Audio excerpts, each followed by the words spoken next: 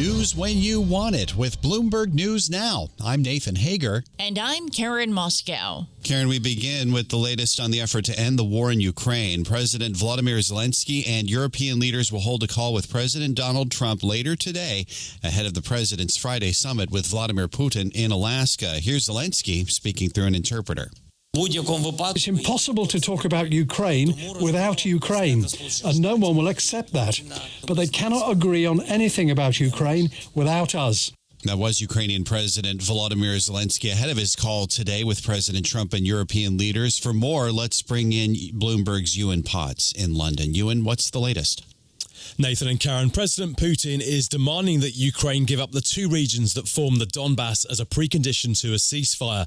That would mean Ukrainian forces withdrawing from nearly 3,500 square miles of territory. Ukraine's Volodymyr Zelensky, who's in Berlin today, says he won't do that. European leaders who hold a call with President Trump later today say that any peace agreement must respect international law and that international borders must not be changed by force. As Friday's Trump-Putin summit gets ever closer, there are few signs of agreement between the warring parties. In London, I'm Ewan Potts, Bloomberg Radio. All right, Ewan, thank you. We turn now to the markets, where stocks begin the day in record territory. Yesterday, the S&P 500 rose 1.1%, while the tech-heavy NASDAQ 100 gained 1.3%. The rally came after the latest consumer price index report stoked bets that the Fed is virtually certain to resume cutting interest rates next month. Jay Barry is J.P. Morgan's head of global rates strategy. The Fed has an asymmetric reaction function and seems to be more concerned about labor market weakness than inflation being above its target. And with the slowing we've seen in private payroll growth, it kind of gives the green light to go back and think about the Fed cutting in September, even with inflation very far away from the Fed's target.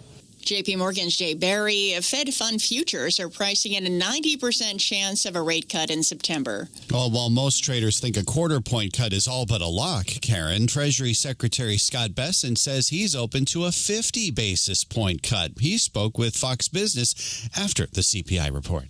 If we'd had the original numbers, Fed could have been cutting in June, July. So I think the real thing now to think about is, should we get a 50 basis point rate cut in September to make up for the delay and the lack of data? As for the nominee to succeed Fed Chair Jerome Powell, Treasury Secretary Scott Bessent says there's a very wide net being cast and that President Trump has a very open mind. Well, Nathan, the White House pressure on the Fed is not stopping there. President Trump said he's considering a lawsuit against Fed Chair Jerome Powell over cost overruns at the central bank's headquarters renovation. The president made the comment on social media. We asked White House trade advisor Peter Navarro whether the threat is serious.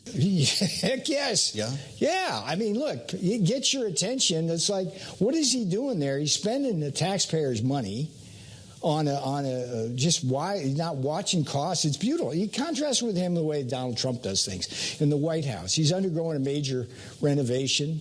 He watches every penny.